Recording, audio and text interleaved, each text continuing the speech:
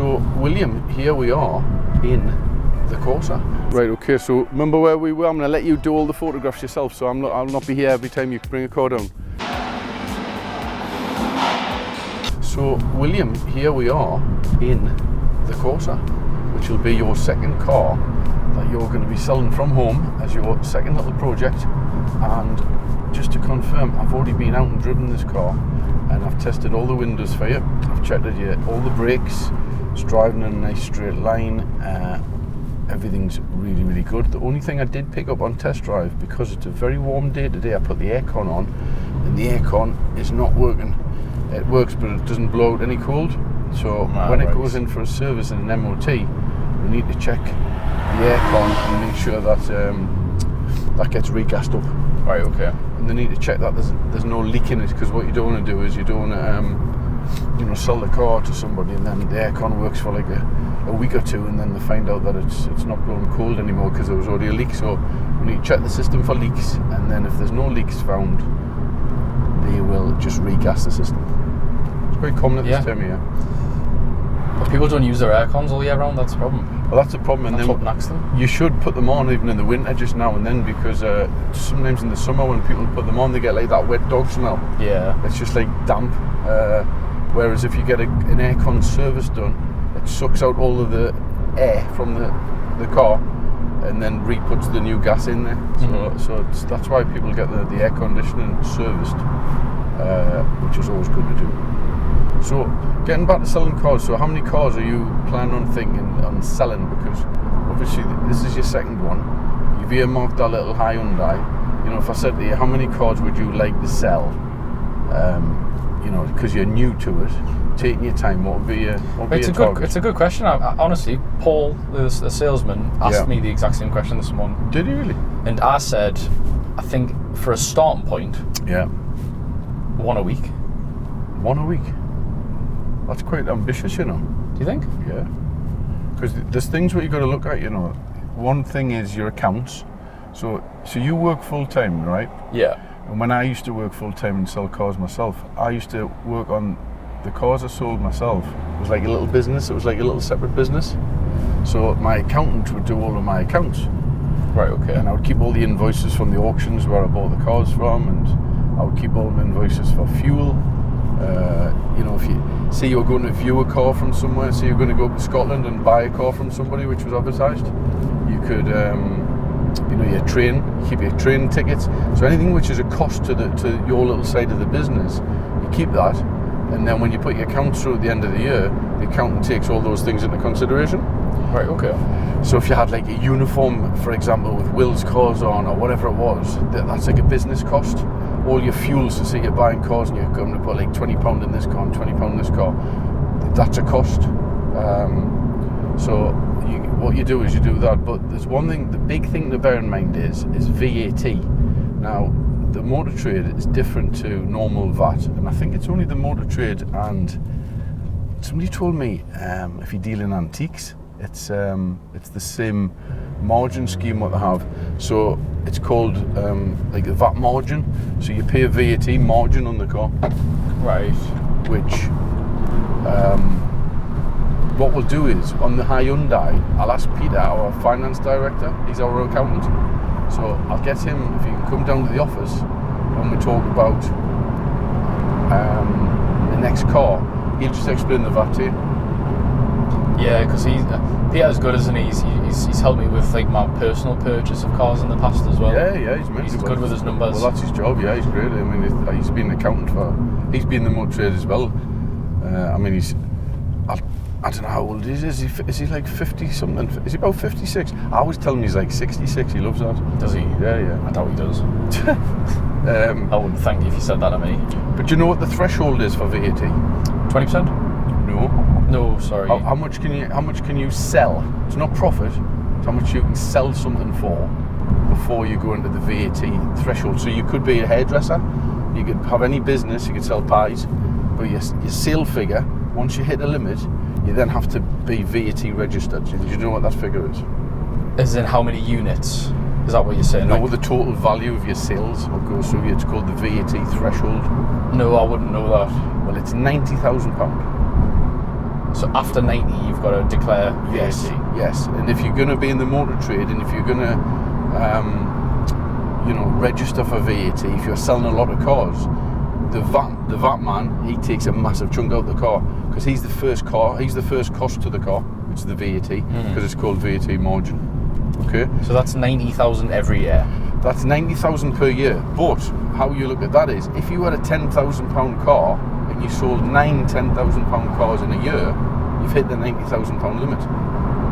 Yeah? Yeah. If you sold a £3,000 car, right, you could sell 30 of those before you hit the £90,000 limit. £90,000 limit. Yeah. See what I'm saying? Better off to do the cheaper stuff. So you're better off, if you're going to do it on a small scale where you've got a full-time job and you're not relying on it for a living, where you'd have to register for VAT, you're better off staying under the VAT threshold. Do you understand? Yeah, I would. Well, but that's where I'd want to be anyways. I wouldn't want to. It couldn't become a full-time thing with working with Redgate. I wouldn't want to leave Redgate to just trade cars, you know. Well, no, it would always be something on the side for me. Well, I did mine on the side for 10 years because I just like getting the extra money. But, right, if you did £3,000 cars, okay, you could sell like roughly 2 a month, 2 or 3 a month, if you stayed under the £90,000 VAT limit. Right. Okay. So that's 2 cars a month. Now, if you did, let's say you made £650 profit out of a car, right? Yep. That would give you, and say you sold 30 cars a year, that's going to give you what, like 20 grand, 19.5 grand-ish? My maths aren't the best. But say 20 grand, 19.5, 20 grand. That's your profit, yeah? So if you sold 30 cars in a year at retail of £3,000 a car, and say you pulled £650 profit out of a car, that means you would make yourself £19.5 to £20,000 profit. Now, it's not pure profit that, because you've then got to pay tax on the profit, but that's when the accountant comes in. So all you do is you keep your books, you've got your invoices, you bought the car for that, you've sold it for that, and the little bit of profit, you would pay tax on the profit. Until you're VAT registered, you wouldn't be paying VAT, or you couldn't claim any VAT back because you're not VAT registered. Right. Okay. So my advice would be just to, if you're dipping your toe in the water, is just to stay under the VAT limit. Well, that's I would be naturally, wouldn't I? Because like I says, the goal is to try and be. Well, I guess 1 a week might be ambitious. Even like you said there, 2 a month. It would be staying under that limit. You can do 1 a week, you can do 4 a week, you can do 5 a week, but you've just got to be mindful of that, the VAT limit. Right. So if you did it full time, what you'll find is, the Dealerway group what we've got on Facebook, where we've got lots of car dealers in there, there's lots of them who do that for a living full time, and they'll sell cars from home full time. So they'll have no overheads, they haven't got a valet to pay for, they haven't got a mechanic to pay for. They'll buy the car, they get everybody else to do the work, and then they just sell it a bit like you did with the Fiesta. Mm-hmm. And that's what they do for a living. Yeah. And there's people who deal in big cars as well, as in Lamborghinis, Ferraris, down like London, and they just do what you call trade. Right. So you just get your traders. So they're like traders, yeah, and that's how they make their living. Percy. Yep, like Percy. Shout out to Percy. Shout out to Percy. I haven't seen Percy in ages. No, I haven't seen him. What we need to do is try and work out this roundabout, what's happening. Roadworks. They're all going around there, they don't realise you can go this way. Yeah.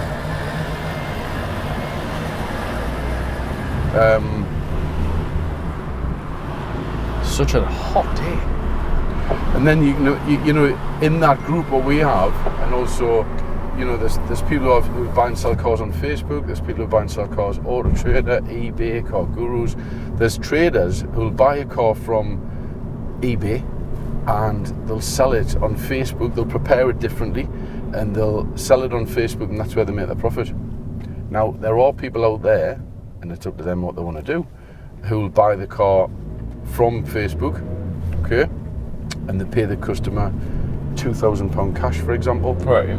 They then take it to the body shop to get a bit of paintwork done. They pay the body shop man cash, so they're not paying any VAT. And then they send it to the valet, then they pay £30 for the valet to be done in cash. And then when they advertise the car on, I don't know, Facebook or Auto Trader or wherever, when they sell the car to the next person, they ask for cash. So there's no receipts and there's no trace of the transaction. And that happens across the UK, and there'll be thousands of dealers who do that. But I don't advise that from me to you. There's an old saying where if you want to sleep at night, if you want to, you know, pay your tax, pay your bit, and you're fine. And then, you know, if when you submit your year end, you know, your like the form what they put through, I can't remember what it's called, and you put your accounts through, it all stacks up and it just goes off. You're never going to get questioned. There's nobody going to be there, you know, causing a problem. If you did get questions, you've got all your paperwork. You would see if you had an inspection. That's the cause, that's how much I've made, there's the transactions, it's gone through my account, and if the money's traceable, that's it, that's all you need to do. Takes that worry off your back, doesn't it? Takes the worry off your back. So like with selling the car, if I've got someone who says, oh, I can only pay cash. Well, you can take the cash, but all you do is you mark on your receipt paid by cash. So then you could still go and pay for another car in cash. It doesn't have to go, ideally, for nice clean accounts, you would want to pay that cash into your bank account so it shows on your statement. So then you can look, that's the cash for that car, it's gone in there, and that's where you tally everything up. That's what you do ideally. But you know, as long as you had a note of where it was and so on, then it's fine. Just keeping a trace of everything, pretty much, isn't it? You just trace it, yeah, because a year's a long time, and you go back and think, oh, what happened with that car, and you know, how did I do that? So you just write it down and make a few notes, and then it's fine. But that's probably why the motor trade is so heavily VAT or VATed, should you say, because of, you know, people maybe not paying the VAT, you know, things getting done. You know, it's like the builders merchants. You can go, I bet if you went to all the builder merchants, they'll have cash accounts for loads of builders, for joiners, brickies. They've all got cash accounts for fiddle jobs on the weekend. It sounds a lot easier to just do the cash. Seems easier. Well, it's less messy, but you just have to. You can still have to declare it. Yeah, if you're doing it by the book, then yeah, exactly. You know you're doing it right. Seems there's a lot more to it than I thought.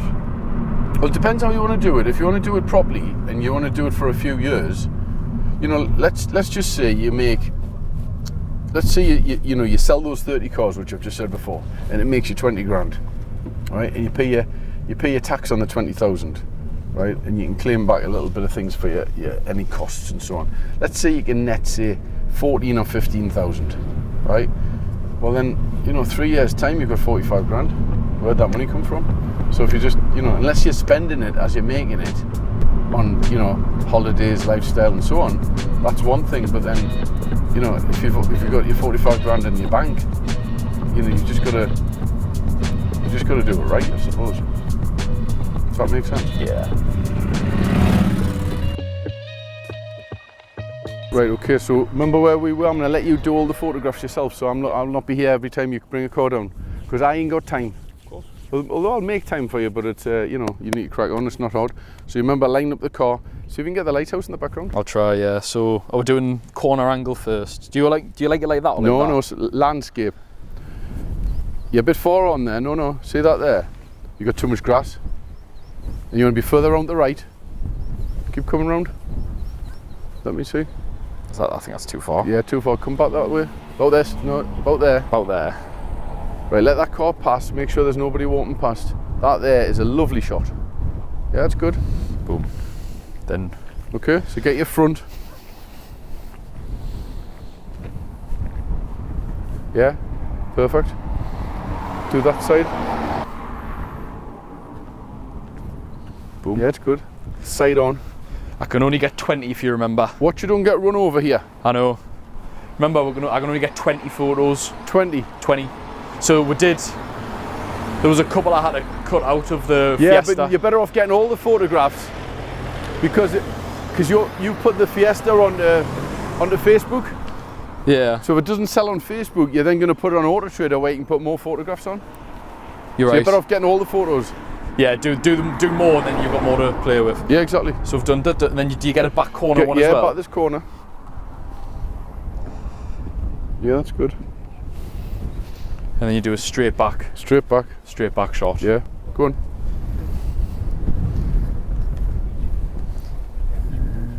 Like that. Then that corner. I think these photos could be better than the Fiesta ones. Really? Yeah. Why is that? I think it's because I'm taking them. Huh? So Let them get a little bit past. yeah, it's going to be a little while, I think.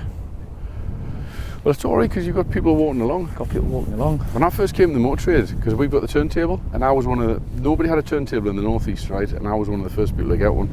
And the turntable was good, but I used to look at some of the traders' photographs, and you'd have people walking past with their shopping bags as they took the photograph. You think, why didn't they just wait until that little old lady passed with her shopping bag? Do you know what I mean?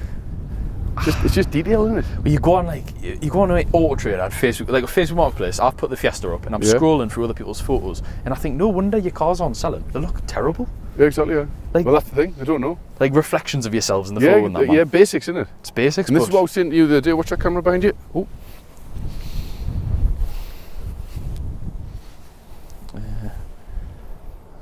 Level up. There we go. And then Okay. 4 wheels. So you've got all those. Do your 4 wheels, yeah. So those wheels have all been fully refurbished now. Look good, don't they? look, mint them. Really good.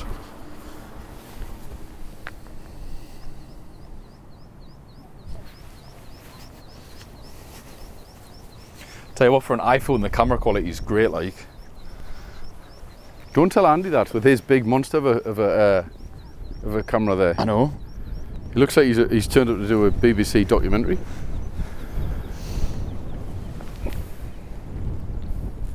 You know, if we're going to do a video about valeting cars. What, us? Yeah, for this channel. Right. Okay. We're going to get our lads to valet them, but we'll get attacked from other like valeters, so like detailers, and they'll be like, "Oh, you haven't done that quite right there, or you haven't taped this up right." So we'll get a lot of comments on it. It'd be good though. Yeah. But I think in Andy's behind the camera there, yeah, I think your comment about your iPhone, I think he'd be like, "No, it's not a very good camera." Is it not? Is that right, Andy, or not? It's more the photographer than oh shit. No, it's more the photographer than the camera. Oh, right, okay. Right, door cards. So do that door card first. Yep. I'll get out of the way. Door card. Yeah, that's it. Do the other door do the card. other one.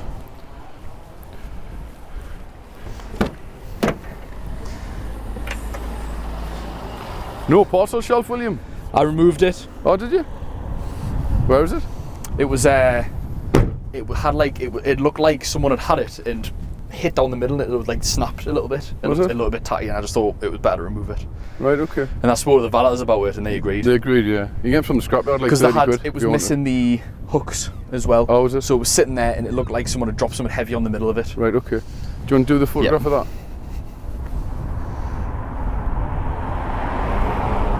Right, okay, so next you're doing 2 dash, 2 driver seats. Good tip is as well, if you see how you're doing the dash there? Yeah. Always get this door open as well, lets more light in. Yeah, it did. Get as many doors open. If it's a 4-door or 3-door, just get all the light in you can. Dash.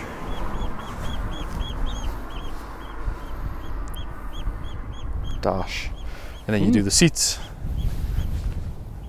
I lost in the Fiesta one. I think I had to remove the one of the. I think the back seats couldn't fit them in. All right, fair enough. This is nice because you've got the original Corsa mats in there, which is quite nice, isn't it? So the valeters have obviously give them a shampoo. Yeah, well, I got it wet vacked. Yeah. I thought it was better to get it wet vacked. It's immaculate, the car. Jamie's done a great job cleaning it, to be honest. Yeah. Well, they're always popular, these, aren't they? I mean, like we were saying before, we're joking saying they're limited edition, thinking that they're limited, but they're not. There's stacks of them. You're right. They're good first cars, but they're getting back into fashion now because insurance went up not long ago. Yeah. Like for the back one there, I might just be able to get. I might just do the one because it won't fit in me catalogue thing. Yeah, but remember, if it doesn't sell on Facebook and you put on Auto Trader, you can have more pictures. It's best to have them on your phone. Yeah. You know what I'm saying? No, you're right. I'll come around and do this one as well then. Well, I'll put it on my Instagram as well.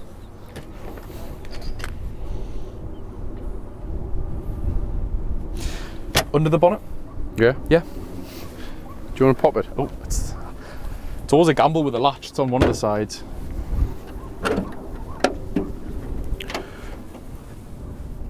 There's the little hook.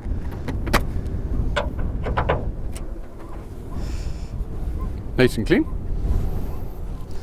Get the reg in so they know it's the same car. Yeah. That's it. Yeah, the thing is, what you got to you can do some extra shots as well. If you know, we're talking about on the Fiesta, like we do at Redgate, so we'll do like a. I could get one of the limited edition badge here. Yeah, that's perfect. Yeah. Limited edition badge, and then you could get things like any control units. You know, if you had nav and things like that, the aircon switches, that type of thing. Yeah.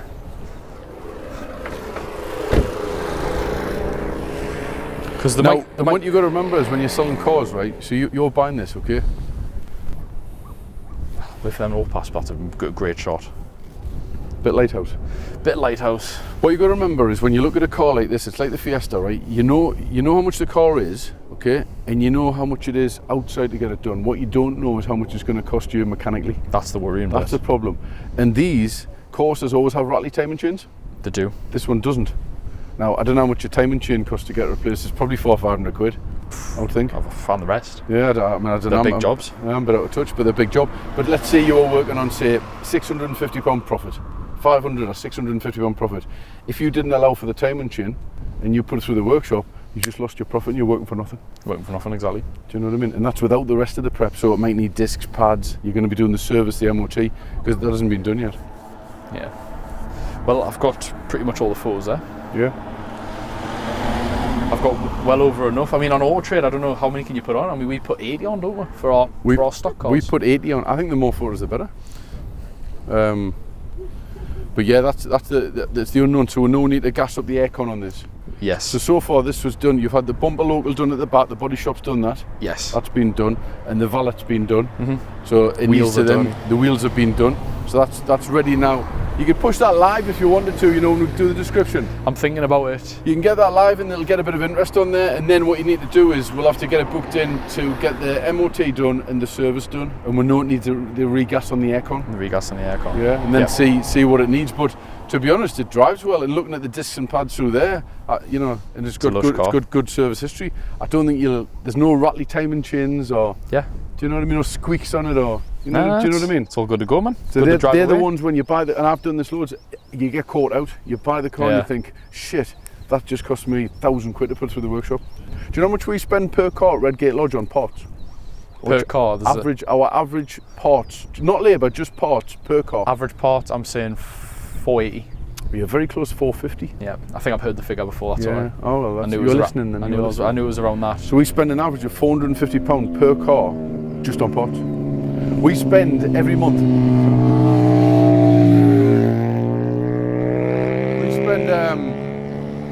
We spend every month with Euro parts between £70,000 and £80,000 a month on parts.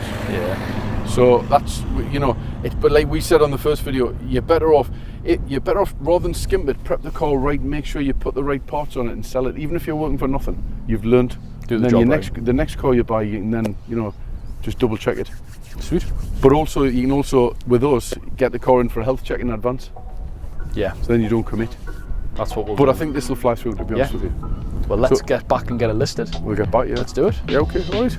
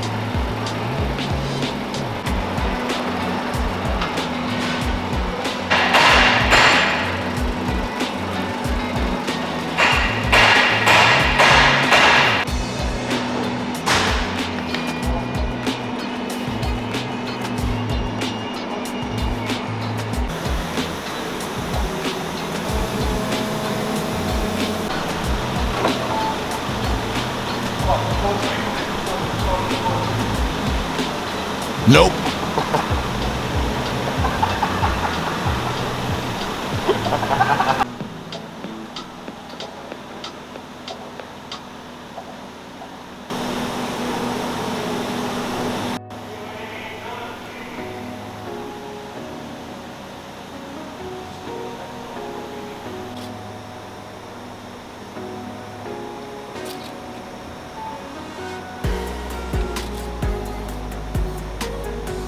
white back. Ready.